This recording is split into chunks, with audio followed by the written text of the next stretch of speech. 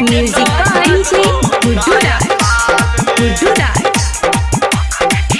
माँ Gayatri recording studio. कहै छियै सुन जल्दी अब भोर से भेलै बिहान गे सुन माल गे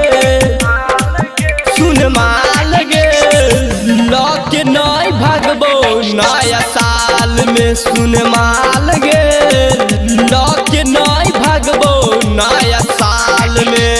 कहै छियै सुन जल्दी अब भोर से भेलै बिहान गे सुन माल गे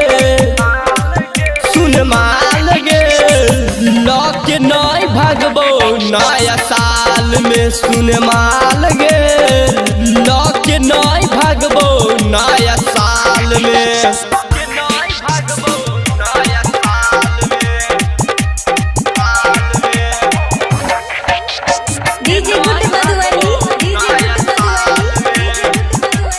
अभी आप सुन रहे हैं सावरिया म्यूजिक।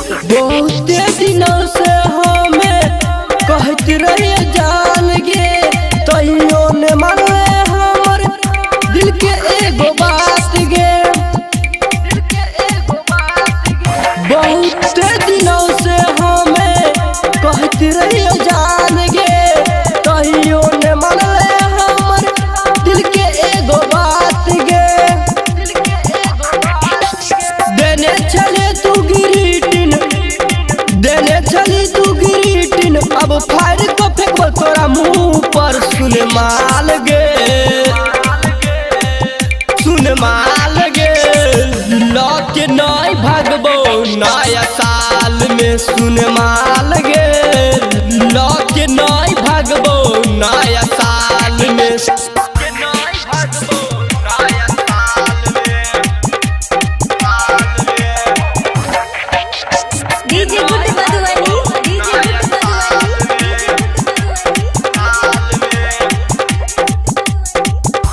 गायक सुनील के तू बातिल मान गे राइटर प्रभास संगे बितेला कतरात गे। गायक सुनील के तू मानिल बात गे राइटर प्रकाश संगे बितेला कतरात गे।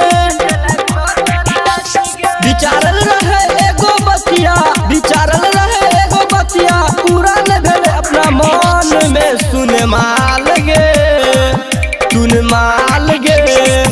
लौट के नहीं भागबो नया साल में सुन माल गे लौट के नहीं भागबो नया साल में।